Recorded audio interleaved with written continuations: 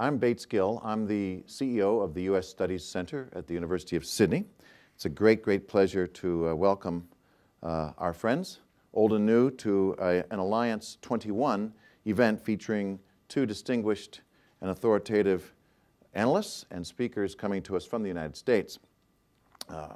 Alliance 21 is probably one of the most ambitious projects we've undertaken at the US Studies Center. It is now nearly 2 years in the running, and it was intended to be a multi-year project, bringing together as direct contributors some 60 experts from both the United States and Australia, but through the work of the project, pulling in hundreds more, actually, as participants at already 12 major conferences which have been held in the United States and in Australia over the past 18 months. And we're now looking forward to our two major concluding events over the course of the next year and the delivery of our policy study. Through this project, we've been very fortunate to be able to attract some great talents, great minds from both the United States and Australia to speak to us on one of the, or more of the 6 key themes of the Alliance 21 project. One of the most, two of the themes include looking at issues of the defense aspect of the Australia-US alliance, but also more broadly, a second theme is considering what we're calling emerging Asia. And that's very much where we're going to be tonight. I want to especially extend our gratitude to the sponsors of the Alliance 21 project, and especially for tonight, as we are able to co-organize this event in cooperation with our friends at the US Consulate General. Tonight, we're going to hear from Bonnie Glaser and Bruce Jentleson. Bonnie is a longtime friend and colleague, I'm very proud to say. We formerly worked together at the Center for Strategic and International Studies in Washington, D.C., where Bonnie continues to be carrying out excellent work in relation to understanding, assessing, and analyzing matters of US-China relations, as well as on US relations in the broader Asia-Pacific. Bruce comes to us from Duke University, where he is currently a professor of public policy and political science. He has also, in addition to a very distinguished academic career, where he's looking at matters of American foreign policy and strategy, been a significant and important advisor to persons such as Senator Al Gore and Senator Dave Durenberger, having served on their foreign policy staffs. He's also been an advisor to the State Department policy planning staff, and he's been involved in a range of other work where he is directly contributing to the work of American public policy formation. We're very fortunate to have the two of them with us tonight to talk about US-China relations and its implications for American alliances. First, we're going to turn to Bonnie Glaser, who's going to talk a little bit about US-China relations and their current status and where they're going. Bruce is going to then pick up that theme but broaden it out to place it in the context of American global strategy. So Bonnie, please, thank you so much.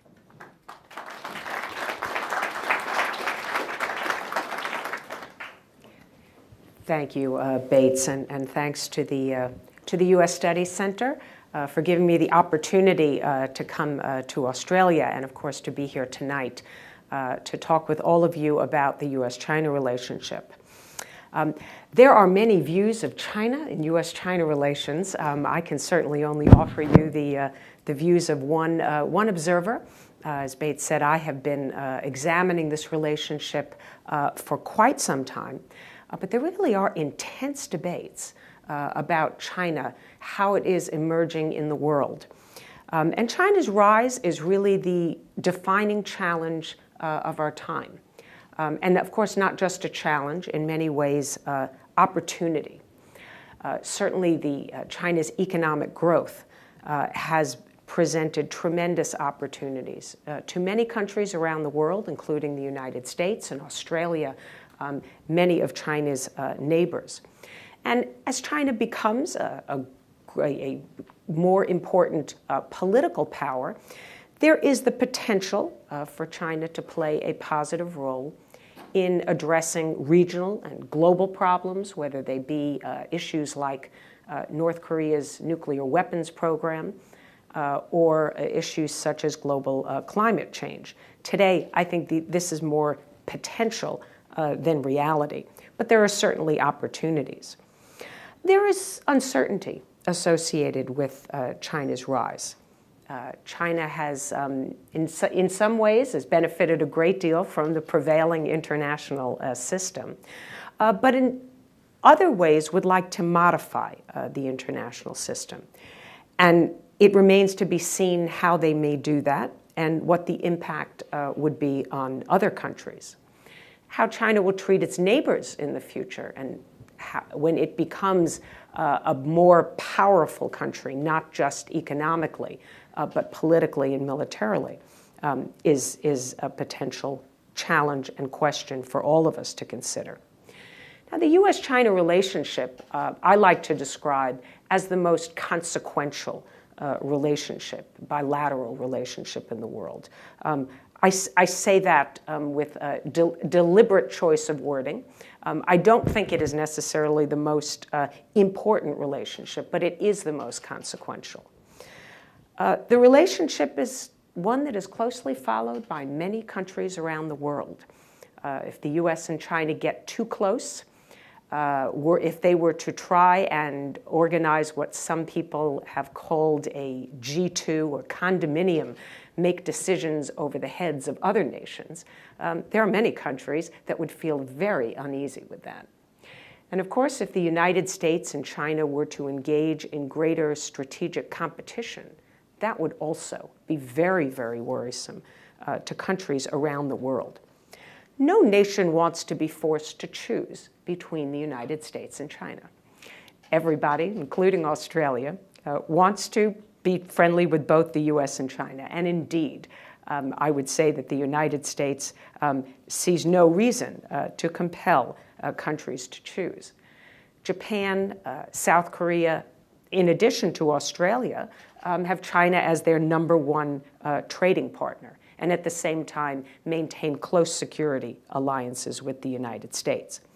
But we hope that these countries, through their own interaction with China, will do what we are doing in the United States, and that is seeking to influence and shape China's rise, to help promote China's positive contribution to the international system, including the liberal economic order, rule of law, the strengthening of international norms. So I would say in that regard, Australia has a critical role to play. The United States knows that it must get relations with China right. We really can't afford not to. Our standing in the region, our alliances, our rebalance to Asia depend on successfully managing our ties with China.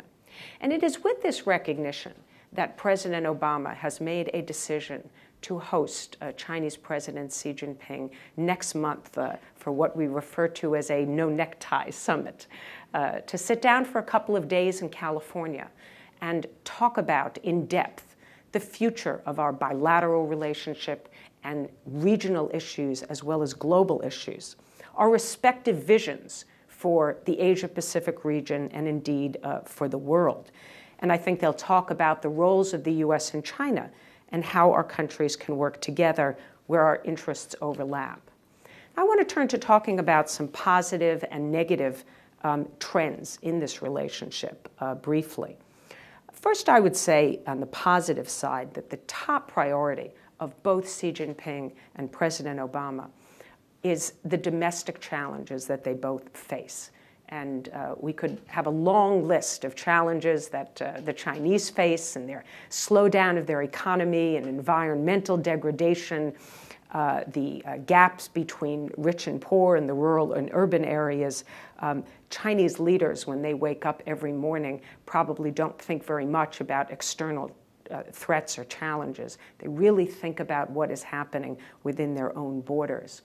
And although President Obama really doesn't have the luxury, I think, to focus almost exclusively on the domestic situation, that is a very critical priority for him, even as he has to deal with various relationships around the globe. So both Xi Jinping and President Obama see the need to seek opportunities between the United States and China to cooperate. And they understand how important it is to manage their disputes and their differences. So there is a shared view that we need a positive and a stable relationship. The presidents are very deeply involved personally in this relationship. They have phone calls, they send letters, of course they send envoys, and their senior national security representatives meet frequently for very, very in-depth discussions. And this is because, as I say, there's a very deep recognition that this relationship is extremely important. One of the proposals that Xi Jinping made when he visited the United States last year, when he was still vice president, was to establish a new type of major power relations between the United States and China. A new relationship between an existing power and an emerging one. Now, I think so far this understanding is really about what the relationship should not be rather than what it should be. That is, the US and China should not repeat historical examples of a rising power challenging an existing power that results in tension and even military conflict. But they have yet to define in positive terms what this relationship will be and should be. And I think that will be on the agenda at this meeting next month. I should also mention that there is extensive dialogue between our countries, of course, not just at the presidential level. By my count, we have more than 70 mechanisms of consultations between our two countries. And of course, we talk about everything ranging from cybersecurity issues, space, maritime issues. A new cyber working group was just established. Asia-Pacific consultations have proven critically important in tamping down competition and promoting cooperation in the Asia-Pacific region. Another very positive trend in the relationship that I see is the US-China military relationship. Now, for a long time, the military relationship has lagged behind the political and economic relationship. But there really have been some very positive developments in the last year. And in part, because Xi Jinping has instructed the People's Liberation Army to develop a more cooperative relationship with the US military. There seems to be an understanding in China that mutual trust between the US and China will be forever elusive without a better military relationship. So we are having more high-level exchanges, more candid dialogue.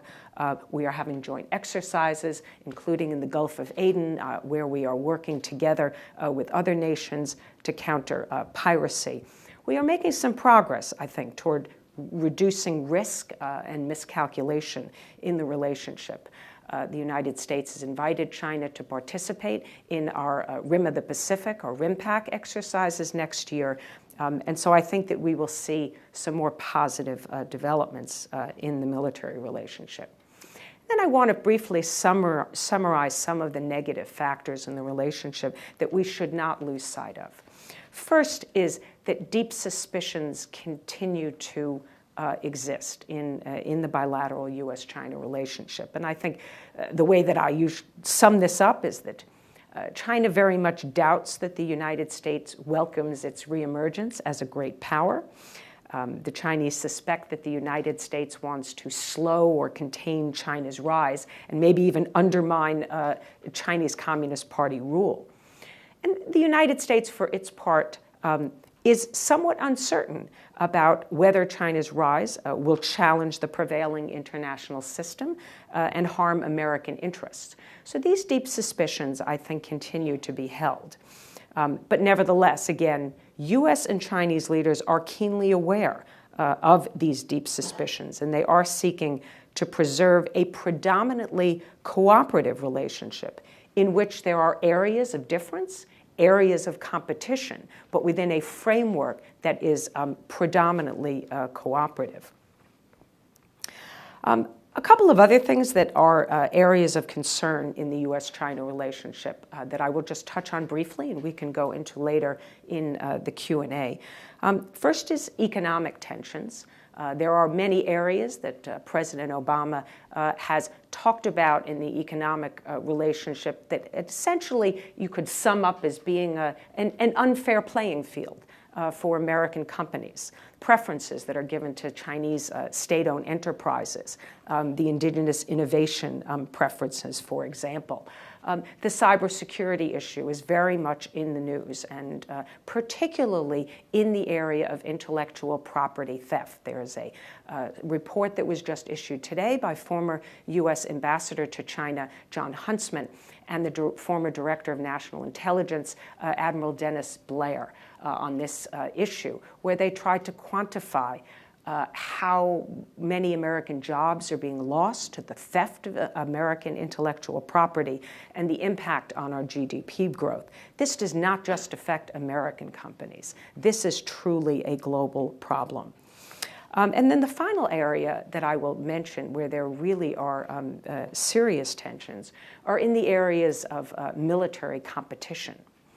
And whereas, as the New Australian Defence White Paper notes that as China's economic power grows, it is, of course, understandable that China will develop greater military capabilities, and the U.S. very much shares that view. The question is, to what end? And one of the objectives that it appears that China is seeking to achieve in its military capabilities is to develop what I would refer to as sort of a suite of capabilities, missiles and aircraft and submarines, and a new missile that it has recently deployed that would potentially put at risk American aircraft carriers. And the goal is really to control seas that are close to China. The Chinese call this a counter-intervention strategy. From the U.S. point of view, we call it anti-access area denial. And China's not just the only country in the world that's seeking to develop those capabilities. But for us, this is really critical. This is American credibility at stake. In the event that there is a crisis and the United States seeks to come to this region to help our allies, if the Chinese are posing great dangers and threats to those forces, and again, I don't think they could keep out the United States. They're just raising the costs of having the United States operate in a crisis. We view that with great concern. We have serious obligations in this part of the world. And so that is something that, to some extent, that competition takes place in the background. But I can certainly tell you that from the perspective of officials in the Pentagon, in the White House and elsewhere, this is a worrisome element of our relationship. So hopefully, again, President Obama, when he meets with Xi Jinping, can talk about how to better manage and reduce the strategic competition between our two countries, including in the military sphere. I will close by saying that I think that building mutual trust in the U.S.-China relationship is an important goal, not something that will certainly happen overnight. But my personal view is the way that should be done is through cooperation on concrete issues. And there are important issues that are really pressing that we should be working on today. I think that climate change is back on the U.S.-China agenda.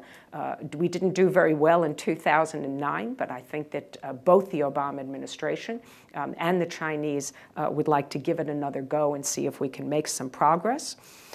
North Korea is, I think, a very, very critically important opportunity, given the fact that all the approaches that the U.S., China, and other nations that are working together to try and denuclearize North Korea, we have not succeeded and we need to think more creatively about how we can work together toward that goal. I think that the Chinese are quite frustrated and angry with the North Koreans, even as they want to avoid instability in that country and really don't want to fundamentally damage what remains an important Sino-North Korean relationship. So I think if the U.S. and China can work together and make some progress on some of these issues, we can build a better, perhaps some mutual trust, certainly greater predictability in the relationship, and maybe some of this success can spill over into other areas and even help us manage some of the differences, including when decisions are made, for example, by the United States to sell arms to Taiwan, as we are required to do under our law, and perhaps cushion the negative impact that that might have. I will close by saying that ultimately, I think if both leaders, President Obama, President Xi Jinping, effectively manage their domestic challenges and promote economic growth at home, that will enable them to better manage their bilateral relationship. Thank you. Thanks very much, Bonnie. Obviously a great tour d'horizon, and I think showing all the evidence of a person who's been following this relationship as closely as you have for well more than 2 decades. So thanks very much, Bonnie. Bruce, over to you, sir. Okay, thank you. Thank you. Yeah. Thank you. Let me also thank Bates and the US Studies Center for this invitation. I also actually should thank Australian National University, ANU, which is hosting me for the month as a visiting fellow, which has given me the opportunity to, I was up in Brisbane last week doing a panel with people at the Asia Pacific Center working on the responsibility to protect issues. I'll be going down to Melbourne next week as well as giving some talks in Canberra.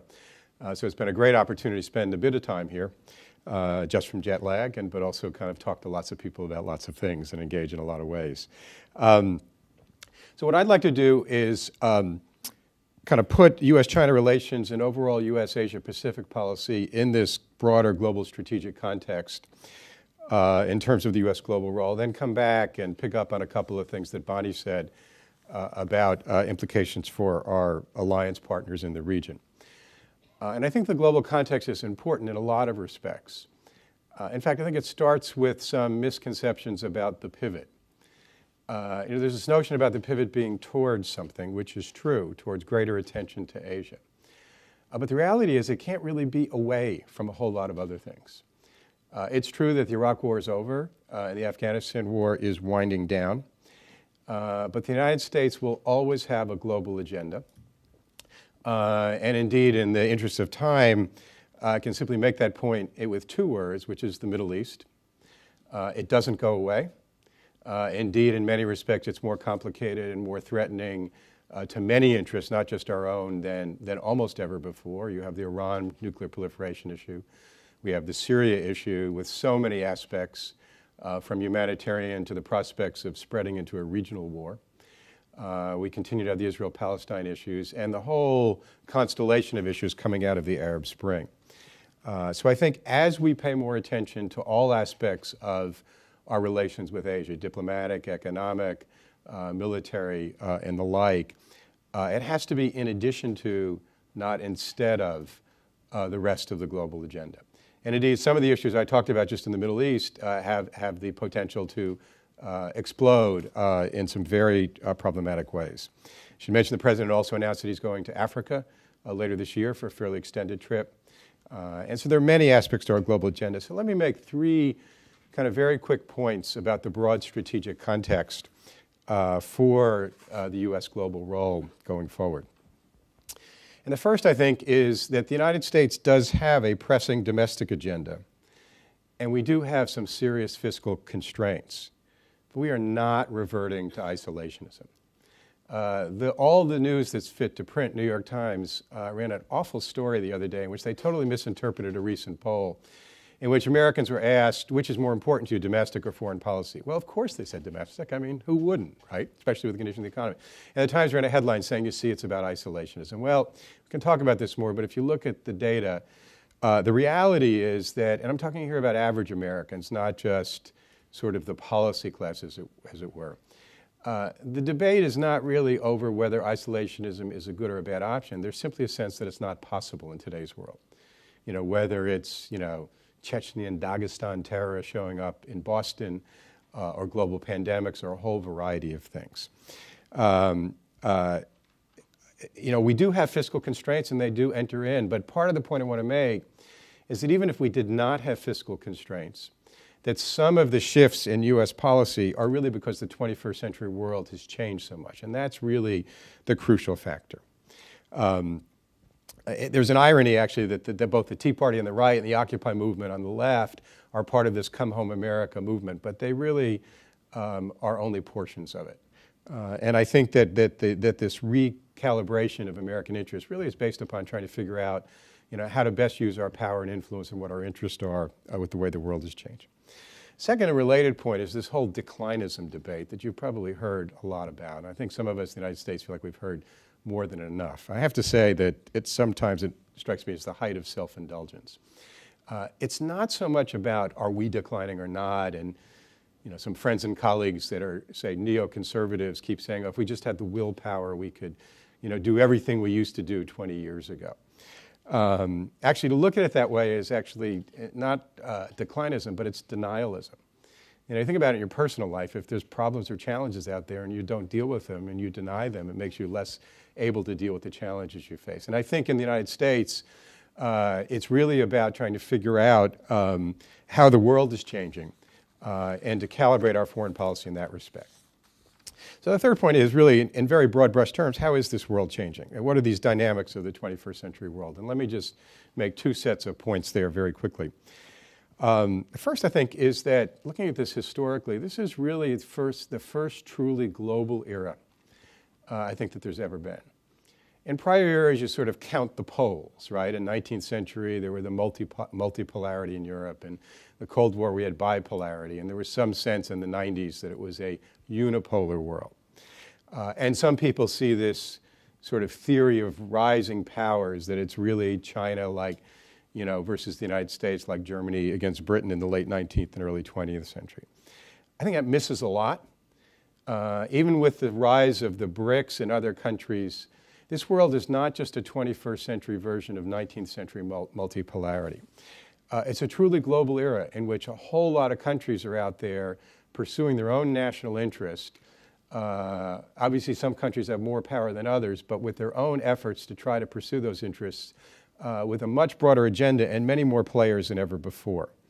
And we see this in a number of respects. One is economically. There's been a major shift eastward and southward in economic dynamism. You all know about Asia. You don't need me to dwell on that, but it's also southward. In our hemisphere, Brazil and increasingly Mexico are very dynamic economies. Africa, with all of its problems, has achieved some very impressive GDP growth rates in recent years. And so as Europe and the United States wrestle with trying to get to 2% growth, there is this eastward and southward shift that's not just cyclical, but I think sort of broadens the sense of where the economic dynamism is in today's world. Secondly, it's what I sort of call a pluralization of diplomacy.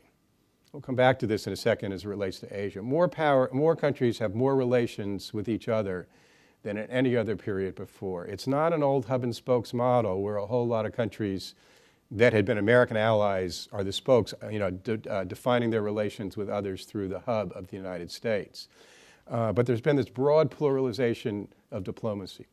China and India just had, a summit meeting despite all of their differences. There are trilaterals between Japan, South Korea, and China.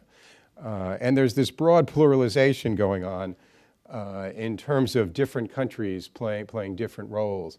And different, not alliances, but sort of coalitions coming together. There's the BRICS, the Shanghai Cooperation Organization. In South America, there's UNASUR, which doesn't include the United States. And each is playing kind of an interesting role in this global era. The other two parts are soft power. My colleague Joe Nye developed this idea, and many people associate with the United States. I can tell you in the Middle East, the country with the greatest soft power right now is Turkey, which has managed with some imperfections to blend political Islam and democracy. Polls show that Prime Minister Erdogan is the most popular leader seen in the Middle East. There's a lot of soft power there. I think Brazil, through its ability to lift many people out of poverty, through its own social policies, has developed its own soft power. Arguably, China has in some respects as well in parts of the world for some things that it's achieved. So there's this pluralization of soft power, not that the United States doesn't have it anymore, but it's not just associated with us. And the other part of this, I think, is when it comes to military power. While it's obviously very important in regions like this, it is not the defining principle of the international system the way it was in the Cold War with the strategic nuclear competition between the United States and the Soviet Union. It's very important, but it doesn't define as many aspects. It's not as convertible, if you will, to other forms of influence as in other areas. For the United States, this poses the challenge of what I sort of think about as the shift from 51% of global power to, let's call it 37%. What do I mean by that? I mean, in the Cold War period, that on a whole lot of issues that were important to us, we kind of could mobilize through ourselves and fairly immediately through our allies 51 or more % of the power and influence needed to pursue those objectives. And I think there's very many issues right now in which we have 51% of the power necessary to achieve objectives.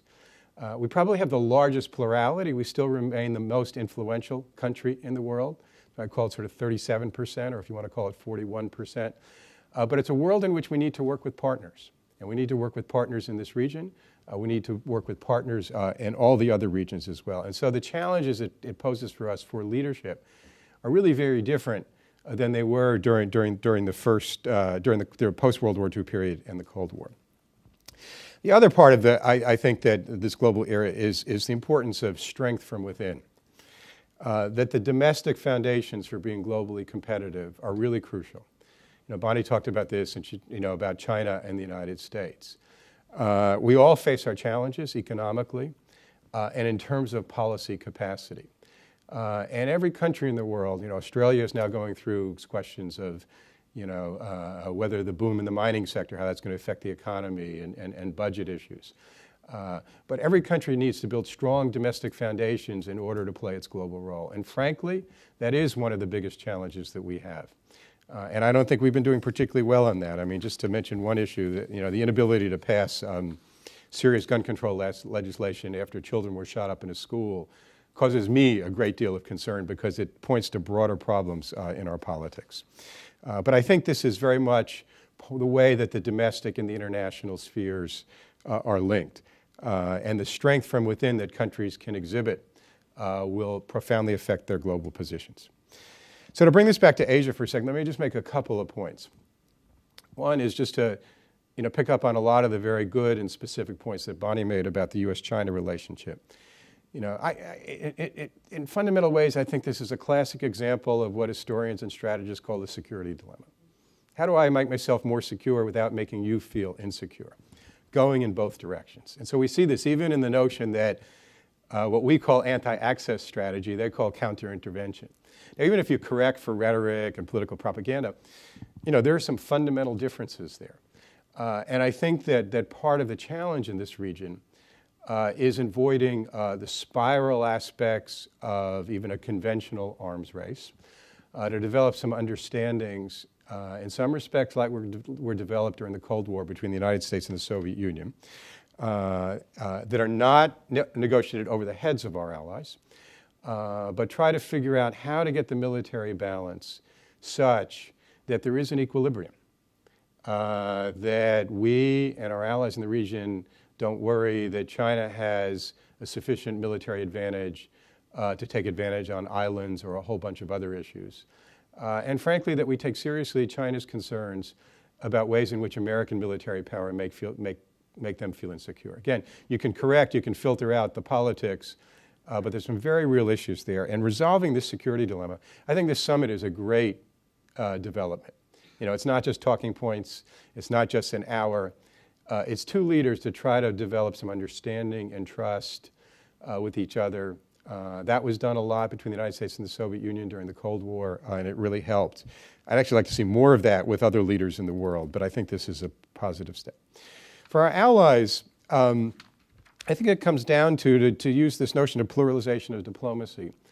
That I think the future of the region, looking to where we want to be, is not the United States doing it for our allies, and I don't think Australia or other countries necessarily expect that. It's not Asian Pacific countries doing without us. The United States is not leaving the region.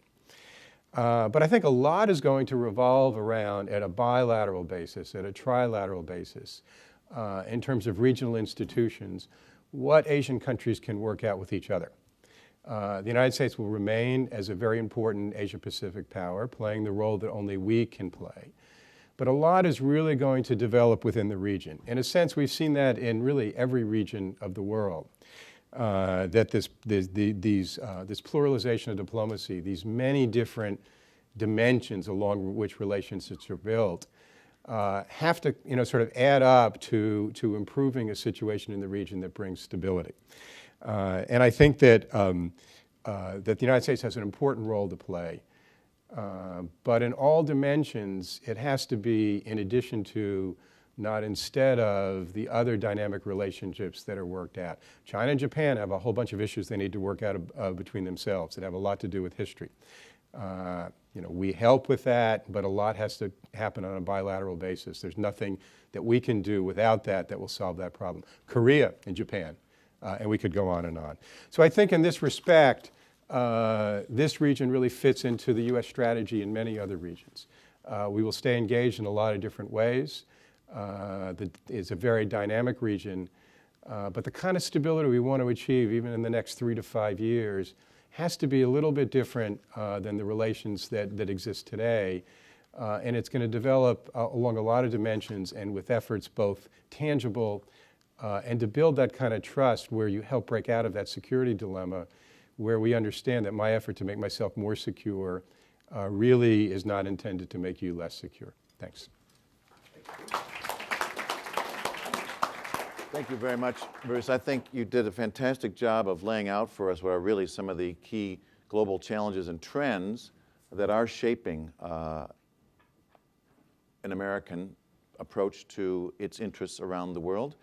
We're seeing it in great evidence, I think, in this administration's efforts in different parts of the world. I know some folks out here will want to draw you out a little further on some of those points. I wanted, while folks are thinking of some issues and comments and questions to raise, I wanted to just get both of you to focus a little bit more on the question of implications for the alliances of the rise of China. It's a phenomenon that I've been just trying to follow from my recent arrival here in Australia, and I find it pretty fascinating. When you mentioned the pluralization of diplomacy, it's not only, as you noted, how different countries are forming different types of mechanisms, even American allies operating in organizations from which the United States is not included. I think there's also a pluralization going on in how different American allies are observing and reacting to the rise of China, which again is different from what we might have expected, say, in the days of the Cold War, when presumably our allies were pretty much in lockstep agreement about how to deal with the threat of the Soviet Union. And here's what I mean. You have a situation in Australia, for example, where there is, I think, fundamental appreciation and solidarity with the alliance with the United States, and yet, just read the white papers. It's clear that Australia is struggling to find a way to balance the relationship between China and the United States. And there are voices out there, minority they may be, who actually raise quite serious questions about the wisdom of the alliance if and as it would either complicate the successful economic relationship with China or draw Australia into a conflict. But then you go to the north, you have, let's just pick two allies, Japan and the Philippines, who I think are looking at China's rise in a very different way, and in fact would hope for an even stronger and more robust degree of American alliance solidarity to stand up to China, to back up their claims, particularly on maritime issues, with regard to China, and it's the United States that might be trying to put on the brakes a little bit so that it is not drawn into conflict with China over these islands as a part of the alliance obligation which we have to those countries. So we're seeing a pluralization among the alliances of how they look at China and what that means for the United States. And it gets very complicated. I'm just curious if you see things that way. And my question, I guess, would be, does Washington see this? Does Washington look out in this region and sort of understand this dynamic that's unfolding here? Bonnie? I would say absolutely. I think that there is tremendous appreciation for the differential attitudes in the region toward China, and also the differences in how countries believe that the rise of China should be managed. And this is not only in the areas that you talk about. I completely agree with the difference between Japan and the Philippines on the one hand and Australia on the other.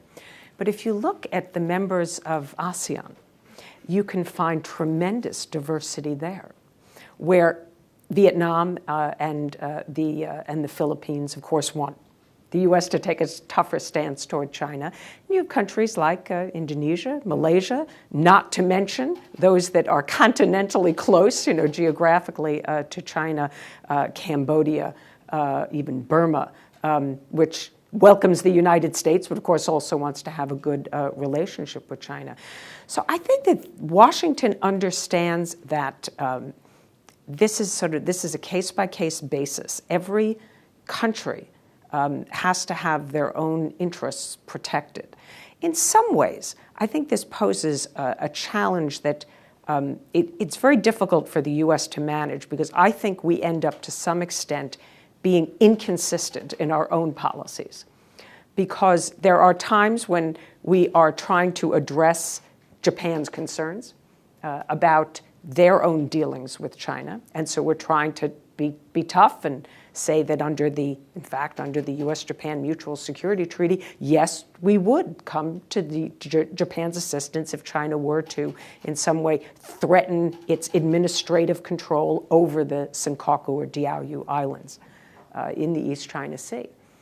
But then when we deal with other countries, we will play down.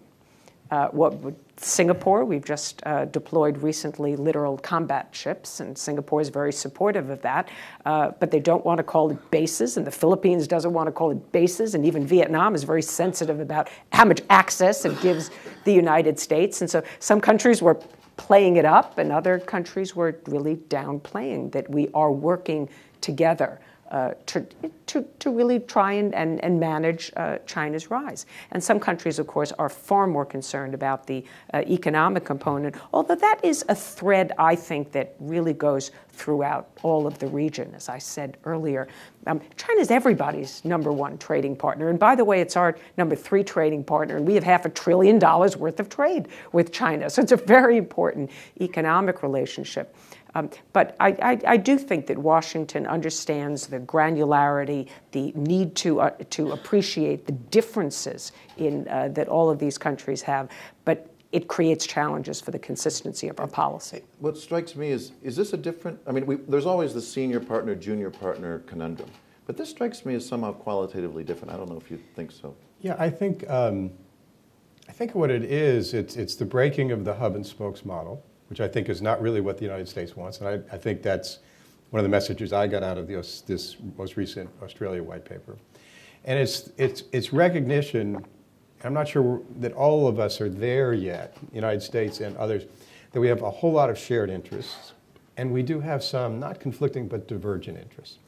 So with Japan, it's a very tricky alliance management issue that I think is less about tough or not than savvy. Because from a U.S. point of view, we do not want Japan to be so reassured of our unconditional support that they become the ones that are provocative, right, and create a situation, even short of a major conflict, that's problematic for us. And so you have to reassure your allies. And there's a problem in a lot of parts of the world. I mean, you talk about Saudi Arabia and others, without necessarily giving them, a blank check. And that's the balance that you have to do through your diplomacy. With Australia, I was here last year speaking at the Air Power Conference at the Australian Air Force ran. I was on, and I'd written some things on course of diplomacy. And, like a lot of these situations, we had great meetings, but over dinner, you kind of got talking with, and I was talking to one of their planners, Ministry of Defense, and he was saying, we like the pivot. The 2010 statements by Secretary Clinton and others were really necessary because China was becoming more provocative than it had been recently. But we don't want you guys to turn it into a bilateral zero-sum competition between you and China in ways that are about your interests and not ours. That's actually how I read this year's white paper, was basically saying, yes, we want your support. Yes, we need your support. But we have interests too, and so we're not totally throwing our lot in with you as if you have, you're going to determine what our policies are. And so it really is a balancing thing, and it really is a mix. I mean, the proportion of shared interests is much more than 50%. There's no question about that. But it is different than when there was a single objective that defined the alliance. Well, thanks both of you for that. Even more food for thought. We've got about 15, 20 minutes, maybe a little bit more. We'll have a reception, of course, after our gathering here in this room, so there's plenty of time for you to, I hope, raise some interesting issues and interact with our speakers. But let me turn it over to the floor. I'll just ask if you wouldn't mind just identifying yourself and then raising a question, pointing to one of the speakers. Thank you, sir. With the microphone there. Rory O'Connor. I'm just wondering how independent Australia's foreign policy could be or should be, or the Americans would allow to be. That is, what are the dues that Australia has to pay for America to get America's good offices, and how independent can our foreign policy be, as far as you're concerned? What does America want from Australia? I've heard that question a lot. Why don't we take a couple of issues? Is there another person who would like to raise a question? Sir, here in the front, and we'll get back to some others. Yeah. My name's John Hutchison. I've actually served with the Americans in Japan and Korea and in Vietnam very closely, so I sort of know the colour of their eyes. The theme that I've been trying to research and develop is, should Australia be neutral or belligerent? In other words, be the Switzerland of Asia.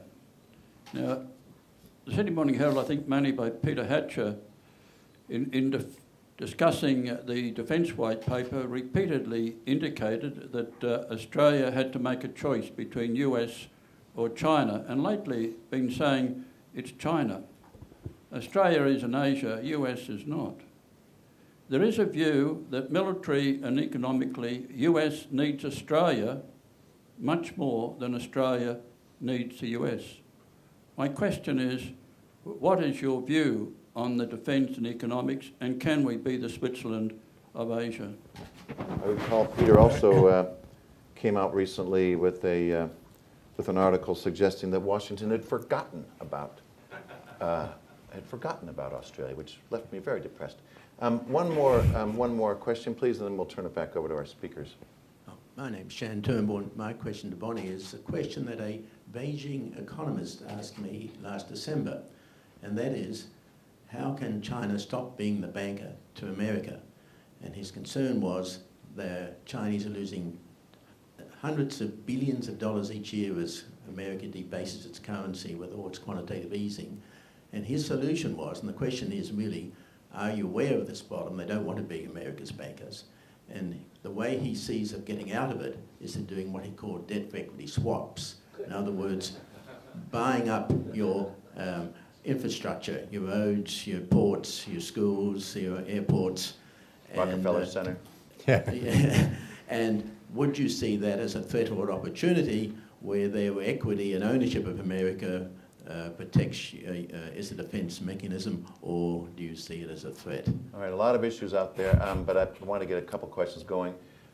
Bruce, would you be able to respond to the question of what America sees Sure. Australia's role would be? Yeah, and I'm not going to speak for Washington. What does Australia owe to America? That's right. I can tell you we at Duke University appreciate Australian women basketball players because named Jessica Foley was on our team a couple years ago and made the shot the one time we beat the University of Connecticut. So we're a good basketball player. The Switzerland analogy, I think, doesn't fit because I don't think we're looking at this region as two camps, right? I think what we're talking about is a fluid set of relations that are trying to help the region grow and develop and maintain a degree of stability, in this region. I think if we ever get to the point where it becomes bipolar, then we've got a whole lot of problems. I think what the United States should want from Australia is it to be an active contributor to the building of regional order, through regional institutions, that it pursue its relations with China in ways that continues to help China see that it has a stake in stability in the region, that it cooperates with us and others where we feel a need to push back. But we have to have an understanding that there are interests that Australia is not going to be asking the United States for permission, for every initiative. And I think that's very much us defining our interest in the region as stability, not dominance. And I think that's a shift that we really have to see develop. I think we're pointed in the right direction on that, but there's still some back and forth in Washington about, somehow we have to be the dominant power everywhere. And I'm not sure that serves the stability of the region as much as being a very strong and influential power, but having this pluralization of relations that contribute to a whole lot of stakes that try to keep things, it's like currency fluctuations, right? You want to keep it within a band where it's not going to be a straight line. And if stability goes outside this band, then we're all in trouble. But I think we have to understand there's going to be some fluctuation that we shouldn't try to control. Can I add to this? Buying up the, and don't forget to speak about buying up all of our Right. ports and bridges. I'll get to that. So just briefly, first I want to agree that if you raise the issue of being a neutral country, then this is against a premise of having a zero-sum competition between the U.S. and China in this region. This is certainly not what the United States or China wants to see. I don't think any country does. And I think that there's concerted efforts being made to avoid that kind of outcome. And so I'm fairly optimistic that we're not going to see intense U.S.-China strategic competition that forces allies and friends to choose. And on the issue of being independent and making decisions here that perhaps Washington might not support, I would cite an example of a recent decision that was made by our ally, South Korea, where the United States is interested in networking missile defense capabilities among Japan and South Korea and the United States, and Seoul decided no. They are rather leery of being seen by China, even though the missile defense capabilities would be against North Korea. That's something that the Chinese are rather quite leery about. And so I think that there are ways in which Washington expects that there will be decisions that are made by our allies that are not necessarily going to be those that we support. But I don't think that that then calls into question the overall health of the alliance. And the question of China being our banker, I think that the latest statistic is that China owns 7% of our debt. It's not as high as many people portray it. In fact, I think Americans owe more of our debt than foreign countries do. But yes, the Chinese are uneasy about that fact. And ultimately, this is China has to rebalance sort of its own internal economic growth model, and the United States has to as well. Over time, we need to deal with our deficits. China has, of course, its own problems in transitioning to a more consumption-led economy rather than investment. But on investment by Chinese companies in the United States, that's already happening. It's a quiet story. But actually, if you go around the United States, there are many cities that are benefiting from Chinese investment. They're not all very controversial, as those by Huawei, the telecommunications company is. There are very few of these issues that would go to the Committee on Foreign Investment in the United States for decisions, and that's only if they would affect our national security. So really, on balance, Chinese investment is welcomed in the United States. It brings jobs. It brings benefits to the U.S. And so I think that as long as it is done, again, in a way that it's a fair playing field and there isn't corruption involved, and the cyber security issue is going to have to be dealt with in that regard as well. We don't want companies coming to invest in the United States that are stealing our intellectual property. And that's one of the points that was made in the report that I referred to earlier. All right, thank you very much for that round of questions. Still several more to go. You had your hand up, sir, here? Yes. And JD, and then I want to get to some people in the back. Yes, Michael Ahrens, Transparency International. I was just interested, no one talks about Taiwan anymore. And I think that's an amazing story underneath it. It doesn't get anywhere, luckily, it doesn't get anywhere near the headlines, but what an amazing shift has gone on. And we must be hugely grateful for that. Would someone like to comment on that? I'm sure we will get some comments on that. Professor Yuan, you had your hand up? Jing Dongyuan, University of Sydney. Two quick questions to Bonnie. I'm very encouraged by your comment about improving US-China military relations. But my question is, because I've heard that the Obama administration contemplating the next round of Taiwan arms sale certainly will be after June meeting, I guess. So do you think the mil-to-mil relationship can weather another round of arms sale? Second question is, I'm quite struck by your comment about respective vision of Asia security between China and the United States. What are the differences, and do they have common interests? After Obama has met 12 times with President Hu, how many times he needs to meet with President Xi before they can close any differences and expand common interests? Thank you. Thank you. So you didn't take long for Taiwan to get onto the table. And is there maybe one more question, sir? Thank you. I'd like to thank the two speakers for very illuminating addresses and answers to questions, particularly Professor Jentleson's his last one. I would like, though, to see if I could, in the short time that remains, get some response from you about something that, in a way, casts a shadow over these very welcome summit contexts.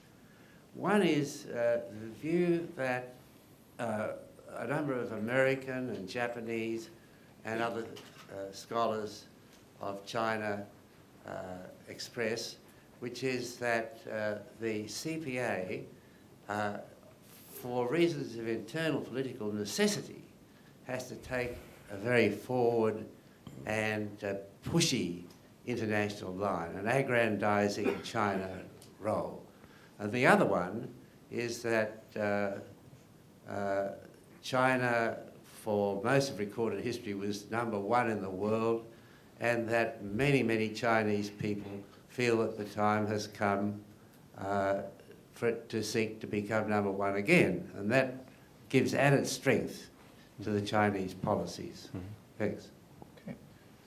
Another full plate. Would you like to go first this time, Bruce? Sure. Picking up on that last question, I was in Beijing last month for a conference that the Chinese Institute of International Affairs, linked to their MFA, organized. It was really interesting because they actually had heavy representation from the BRIC countries, both academics and diplomats, so it wasn't just Americans and Chinese, as well as Europeans. And the discussions were pretty interesting. And I think, one of the things that comes through, and I'm not a China specialist like my colleagues, is trying to understand that they have politics too, right? And that's a problem, for example, with the hedging strategy, which says, well, we can always err on the side of caution, let's do a little more. Well, that plays right into, the politics and the narrative of certain factions. And that's where this security dilemma, is really important to try to find a balance out. Because I think that the ability, of the new president to, we're not totally sure what he wants, but even if we were, to win his own battles, or just like in the United States, we have our bureaucratic politics. On the #1 question, part of my argument, I think, is that this is not a world where there's not going to be a new hegemon. I think this is where, this is sort of that 37% rule. Let me give you one small example, but I think it makes a point. People have been very concerned about China and Africa, and it's been investing in everything. And, it says a lot of governments welcome the investments because they don't have human rights conditionalities or corruption conditionalities or the like. So, in 2011, Zambia had its presidential election. And the challenger to the incumbent president from a political party that had not won in ages ran on basically what we would call, a China-bashing platform. And fed on some of the resentments about, hey, we were dominated by the European colonial powers and then by the superpowers. And now the Chinese are coming in and they're not creating that many jobs. They're bringing their own workers and they're destroying the environment. And he won. Now he's made a trip to Beijing to talk. But I think you begin to see this pushback that any major power, we've experienced in a whole lot of places, let's call one Afghanistan, that any major power that tries to overplay its hand, and I think that's what happened in this region too. I don't think the Chinese fully understand that yet. But I think that's part of the forces that you try to work with to say that it's not going to be a world in which there's going to be just a new number one at the top of the hierarchy. And to the extent that these kind of things help those factions within Chinese policymaking strengthen themselves, I think we all benefit, but that still has to play out. Thanks, Bruce. Bonnie? Okay, thank you for those questions. I think that Taiwan is really a great success story in terms of how it has emerged as a democracy and in terms of how it's managing its relations with mainland China. And many of us recall that it wasn't too long ago that there was a great deal of tension in the Taiwan Strait. And I know that our military officers at the Pacific Command spent a lot of time with military officers here and other places worrying about that problem. I don't want to be overly optimistic because, of course, the Chinese military threat to Taiwan continues to grow. There is certainly potential for the economic interdependence, which has benefited both sides, to be used in coercive ways by China if Taiwan does not continue to move in the direction of reunification, which is ultimately what China wants. I think the prospects for use of force by Beijing are very, very slim. But we probably eventually will have the opposition party, the DPP or Democratic Progressive Party, come back to power in Taiwan because indeed it's a democracy. The current president in Taiwan is a 13% support rate. He's not doing very well. But that's the way democracies are.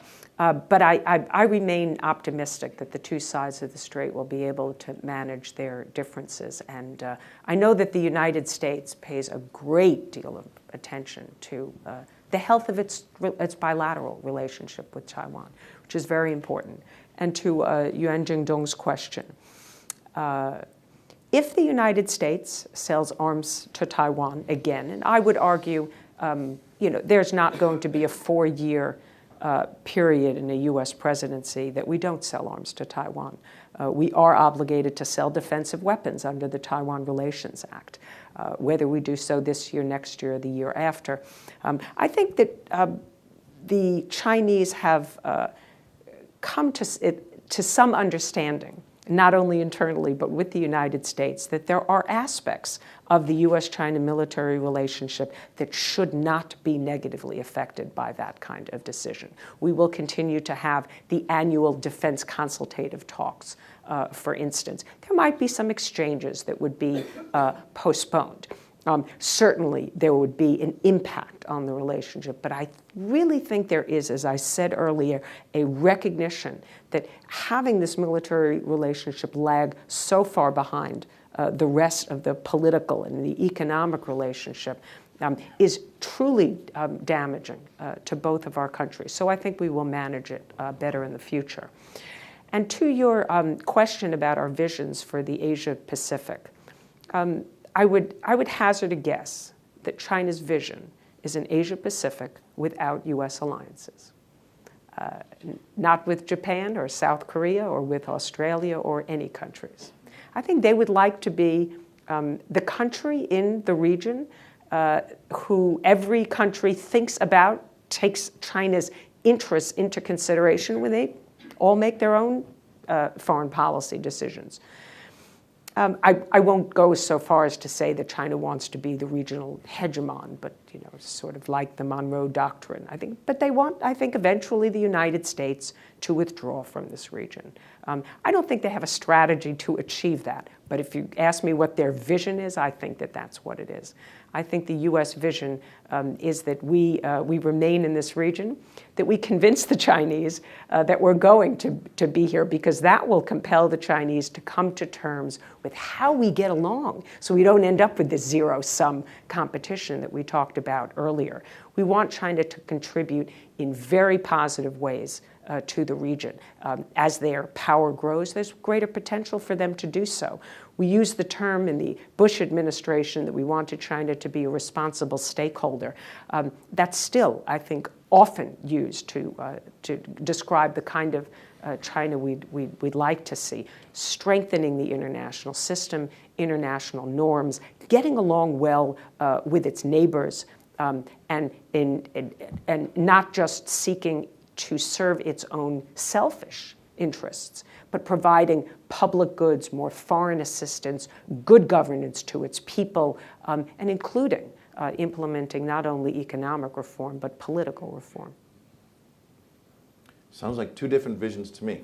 But the last word then goes to Michael Baumann, and then we'll have to wrap it up and enjoy ourselves at the following reception.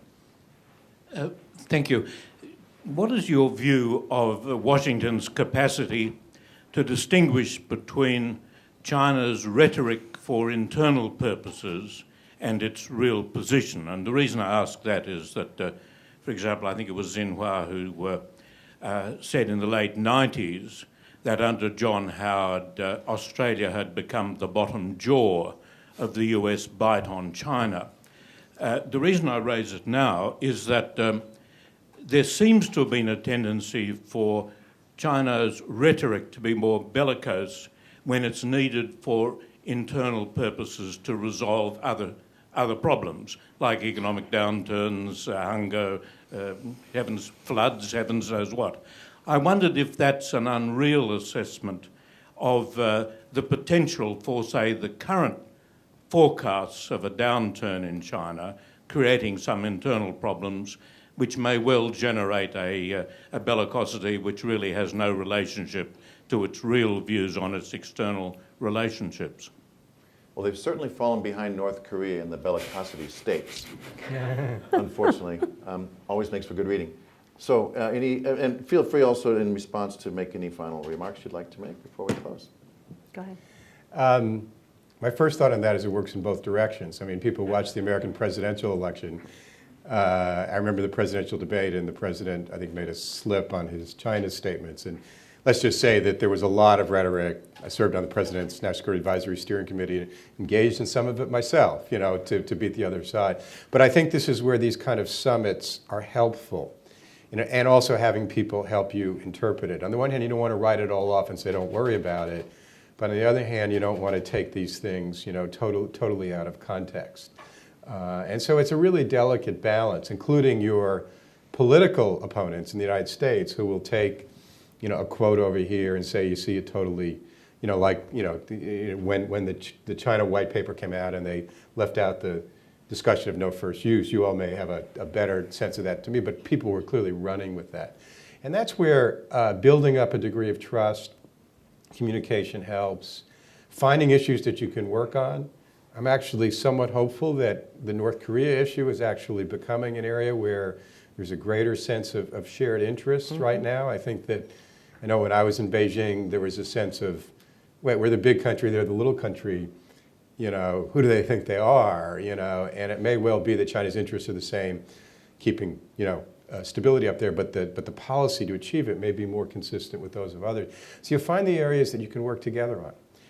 And you try to develop those to demonstrate that even though you have differences, there are some very important issues that you work together on, and you sort of build out from those areas of commonality.